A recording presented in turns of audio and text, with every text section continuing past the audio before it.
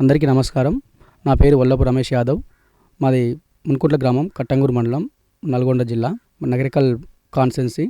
స్థానిక ఎమ్మెల్యే వేముల వీరేశం గారు, స్థానిక పార్లమెంటు సభ్యులు చామల కిరణ్ కుమార్ రెడ్డి గారు. నేను ఇక్కడ బీఆర్ఎస్ పార్టీలో గ్రామశాఖ అధ్యక్షుడిగా పనిచేస్తున్నాను.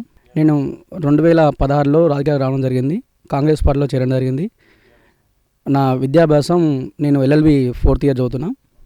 అలాగే నేను రాజకీయాలు రావడానికి కారణం ఇక్కడ ఉన్నటువంటి ఒక రెడ్డి సామాజిక వర్గం వల్ల వాళ్ళు చేసే పెత్తందారం మొత్తం వాళ్ళ దొరల ఒక విధంగా పోవడం. దాన్ని నేను ఎదిరిస్తూ కొన్ని కేసులకు కూడా నన్ను ఒక 3 నెలలు జైల్లో పెట్టడం జరిగింది.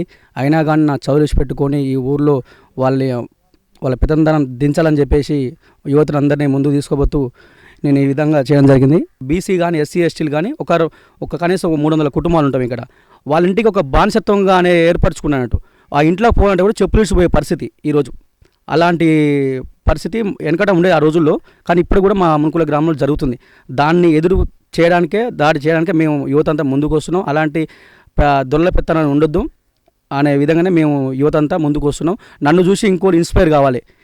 నన్ను చాలా ఇబ్బందులు పెట్టి కేసులు జైలు పెట్టినా కానీ నేను ఎక్కడ కూడా బెదరకుండా మరియు అదే విధంగా పోరాటం చేస్తున్నా. నన్ను చూసి ఇంకోటి ఇన్స్పైర్ కావాలి. నా చదువులు ఇచ్చిపెట్టుకొని వచ్చినా నన్ను ఇన్స్పైర్ చేసుకొని ప్రతి ఒక్కరు యువత రాజకీయాలు రావాలని చెప్పేసి ప్రతి ఒక్క యువత కోరుకుంటున్నాను. అదేవిధంగా కొన్ని ఇబ్బందుల వల్ల కొందరు రెడ్డి సామాజిక వర్గం నేను కాంగ్రెస్ పార్టీలో కొంతమంది మనని అనగదొక్కే ప్రయత్నం చేస్తున్న విషయంలో నన్ను మాజీ ఎమ్మెల్యే చిరుమర్తి గారు పిలవడం జరిగింది. అప్పుడు నేను బీఆర్ఎస్ పార్టీలో చేరడం జరిగింది. కొంతమంది ఇట్లా భూ కబ్జాలు చేయడం జరుగుతుంది. రెడ్డిస్ వాళ్ళు మానసికంగానే ఆర్థికంగా నా ఎమ్మటున్న వ్యక్తులను దాడి చేయడం కానీ అదేవిధంగా చేస్తుంటే కూడా ఒక అధికారుల పార్టీ ఉన్నా ప్రతిపక్షం ఉన్నా కానీ అదేవిధంగా ముందుకెళ్తున్నా.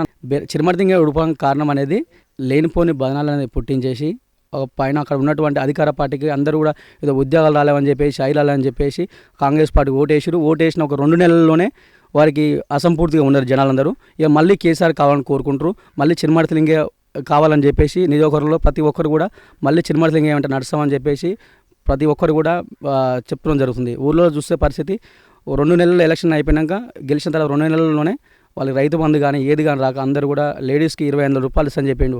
ఎక్కడ కూడా ఏది లేదు. విద్యార్థులకు పింఛన్ కానీ 4,000 పోయి 6,000 ఇస్తాను చెప్పేసిండు. ఎక్కడ కూడా ఏం జరగట్లేదు. మళ్ళీ వచ్చేది కేసీఆర్ ప్రభుత్వం వస్తుంది. ఇక్కడ మళ్ళీ చిరుమర్తిలింగే గెలుస్తాడు. మేము ఎక్కడ ఏం చేయాలని అభివృద్ధి అనేది మళ్ళీ స్టార్ట్ చేస్తామని చెప్పేసి చెప్తున్నాం. ప్రతి ఒక్కరికి కూడా ఏ లోటు లేకుండా కేసీఆర్ ప్రభుత్వం చూసుకుంది. మహిళలకు కానీ పింఛన్లు ఇచ్చే వృద్ధులకు కానీ మన రైతులకు కానీ రైతు బీమా చనిపోయిన రైతు బీమా కానీ అన్ని విధాలుగా కేసీఆర్ ప్రభుత్వం ఆదుకుంది. ఇప్పుడు చేసిండో కేసీఆర్ ఇక్కడ ఇప్పుడున్న ప్రభుత్వం ఎన్ని చేస్తుందో ఒక్క 10 చేసే పరిస్థితి లేదు. అందరూ కూడా ప్రభుత్వం వచ్చే ఎలక్షన్లో ఎవ్వరు కూడా కాంగ్రెస్ పార్టీకి ఓడేసే పరిస్థితి లేదు. కాంగ్రెస్ పార్టీ నాయకులు కూడా కేసీఆర్ కావాలని కోరుకునే పరిస్థితి ఈ తెలంగాణ రాష్ట్రంలో జరుగుతుంది. 6 గంటలు చేసే పరిస్థితి వాళ్ళకు లేదు. వాళ్ళు ప్రభుత్వం నడిపే దమ్ము కూడా వాళ్ళ దగ్గర లేదు. ఎక్కడ కూడా ఒక బస్సు ఫ్రీ బస్సు అని చెప్పి వచ్చింది తప్ప అది కూడా లేడీస్కు పంచాలు పెట్టే పరిస్థితి, ఎక్కడ కూడా ఏ గ్యారెంటీ కూడా వచ్చే పరిస్థితి లేదు. 6 గ్యారెంటీలు అసలు కాదు, దాన్ని ఊసే లేదు. ఏమైనా మూసి అని చెప్పేస్తారు. ఆ డబ్బులు దున్నుకోవడానికి తప్ప ఎక్కడ కూడా చేసే పరిస్థితి లేదు. ఇప్పుడు కులగాని చెప్పేసి కులాలను విడదీసే పరిస్థితి చేస్తారు. ఇప్పుడు ఒక రాజకీయ లబ్ధిల కోసం ఈ కులగాని చెప్పుకొని ఎక్కడో సక్సెస్ అయ్యే పరిస్థితి లేదు. అది అధికార పార్టీ అంటే కొంతమంది భయపట్టించి భయభ్రాంతులకు గురి చేస్తారు. అయినా కానీ వాళ్ళ ఎమ్మటి తిప్పుకున్నా కానీ మాకు ఓటేసే పరిస్థితిలో ఉన్నారు. ప్రతిపక్షానికే ఓటేసే పరిస్థితిలో ఉంది. కొంతమంది బెదిరించి రాజకీయాలు చేస్తారు. అయినా కానీ మా ఎమ్మటి ప్రజలు ఉన్నారు. ప్రజలు మేము ఉన్నాం. ఓటర్ మహాశైలందరికీ నాకు విజ్ఞప్తి, నాకు మున్కుట్ల గ్రామంలో సర్పంచ్గా నాకు అవకాశం ఇచ్చి నన్ను గెలిపిస్తే మున్కుట్లో ఏ సమస్య ఉన్న ఒక దేవునిమయం భూమిని కానీ ఊళ్ళో ఉన్న బడి కానీ గుడి కానీ అన్ని విధాలుగా నేను ఆదుకుంటాను.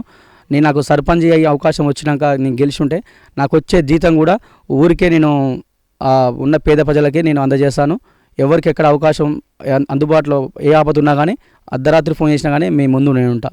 డబ్బు మద్యం అనేది మా యువత నాకు చేసిన ప్రకారంగా ఎక్కడో డబ్బు పంచే పరిస్థితి మద్యం అవసరం లేదు. మాకు యువతకి మేము బరాబర్గా మేము చేసే సేవను చెప్పుకొని మేము ఏం చేస్తామని చెప్పేసి మేము ముందుకెళ్తాం. మందు మద్యం అనేది మేము ఎక్కడ కూడా చేసే పరిస్థితి లేదు. మేము సర్పంచ్గా గెలిచి నేను ఉంటే మున్కుట్ల గ్రామంలో కానీ నేను ఎక్కువ బెల్ట్ షాప్ కూడా మున్కుట్ల గ్రామంలో ఉండనియను. మున్కుట్ల గ్రామం ఒక ఆదర్శ గ్రామంగా తీర్చిదిద్దే పరిస్థితిలో నా ఒక వంతు నేను సహకారం చేస్తాను.